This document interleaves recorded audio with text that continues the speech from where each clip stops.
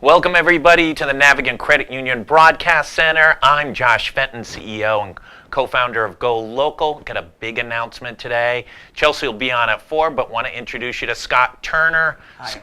Scott Turner, smart guy, former writer for the Providence Journal, did a wonderfully successful column for the last 11, 12 mega years. I don't know how you count them in dog years, but a long time. A treat, Sunday treat in that newspaper for more than a decade. And we're very excited that he's coming over to join us at GoLocal. He'll be appearing on Sundays along with all the cool cats, Bob Whitcomb and Mark Curtis and Bob Alley and everybody else who's wildly interesting. Scott, welcome to GoLocal. Oh, thanks. I appreciate the opportunity. We're Any chance that someone would publish what I observed, right? Yeah, and it's really insightful. You asked what's this interview going to be like? I said it's kind of like when Gore Vidal would be on Dick Cavett. Only about 1% will actually understand that reference, but sort of, interesting writer, boring interviewer. Talk a little bit about your approach to writing your pieces. Because I am observing and using my senses, generally I try to draw out something that has happened. Either I've seen it, I've heard it, I looked up and saw something, and then I try to, after drawing it out, think about, well, what might it mean? Not only for me, but for people. And then if there's any feelings involved. Like, do I remember this? I remember this from when I was 10. Yeah, right. And, the environment in Rhode Island is so wildly diverse. We were up at a meeting in northern Rhode Island today. We're literally in Cumberland driving by horse farms, and there's a waterfall. And, it was like we went to another part. It looked like Vermont. I mean, it didn't look like Rhode Island. And then you turn a corner, and you're in a different place. And also, I worked for John Chafee. He used to say, give nature a little bit of a chance and it kind of takes care of itself.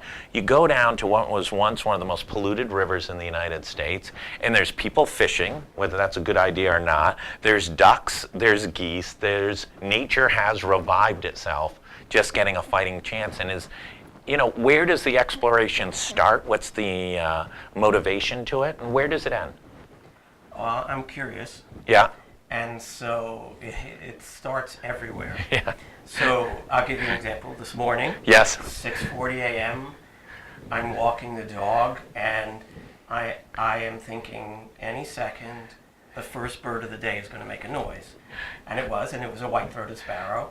And then all the other white-throated sparrows hiding in the shrubbery all start peeping. Yeah. Meanwhile, I'm on Providence, right? I'm just walking down the street. To the west is the moon setting, and it's pretty much a full moon. And behind me is the sun coming up. It's sort of an orange gold. So right there. I mean, certainly I could say Burrowville to Little Compton, Watch Hill, to Woonsocket. There are amazing. There's this amazing amount of diversity in a very small place.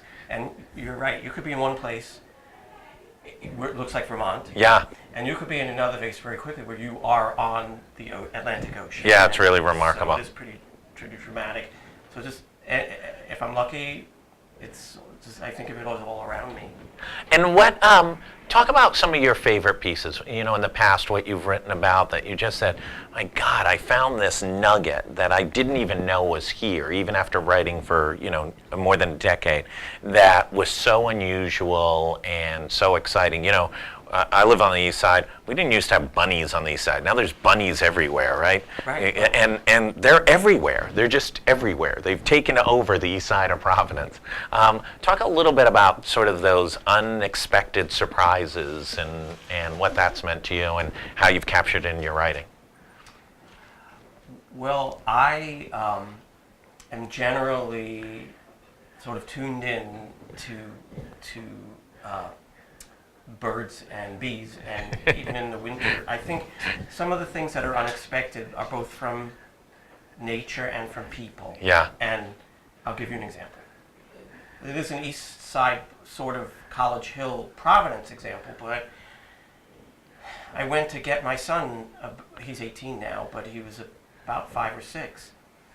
and he was at it was preschool. So I picked him up, and we were down at College Hill, and we were going to take the bus home, and he just said, "Dad, let's walk," and you know, you're so intense with your life. You say, well, what are we going to do while we walk? And you need a 5-year-old to say this to you. He says, "We'll talk." And then he took my hand. And I walked with him, and, you know, I was able to spend the next hour walking with my son through these neighborhoods. And he's an observant guy, so he's looking at, what is this? What is that? And he's touching, you know, kids, they're boys. Yeah, right. He's going to touch everything. Right. And It's like a David Teddy Roosevelt, right? yeah, and I decided I'm taking some observations and putting them in a notepad as well. And so that is one of my favorite stories. That's and, great. You know, it could come, there are clearly, I'll give you one more. This is more dramatic. We went in the fall, I don't know, 5 or 6 years ago to Watch Hill. We know that in Rhode Island the water stays warm well into the fall. Yeah. We were alone on this great stretch of beach, and my wife and I and my kids, we walked into the water, we stood there, and we were surrounded by tens of thousands, probably hundreds of thousands of menhaden. Yeah, right. And they were swirling around us, through us, under our legs, and we were so shocked, and then the false albacore started chasing them around. Yeah, yeah. Right around us. Yeah, right. So these football-shaped fish are chasing these other little fish, and they're all flying through the air around us. So these magic moments, you know, it's all sparkling silver in the sunlight. The Russian trawlers hadn't scooped up all the menhadens. Well, that goes on. I know that. Yeah, they come over and they with huge nets and gobble them up and take them back and mess with our elections and all the rest of it. Not the menhadens, I was talking about the Russians, just for clarification. Well, we're really excited to have you as a part of the team and part of our growth and part of the excitement and bringing just great journalism to the community. And, you know, you've been a treasure. People really enjoy your column. And, you know, from our standpoint, it's an honor for us to have you as a part of our team. So welcome aboard. First piece will be up this weekend on Sunday with all the cool guys. Thank everybody for tuning in. Chelsea Gay is going to be back at the 4 o'clock hour with a gazillion guests on lifestyle.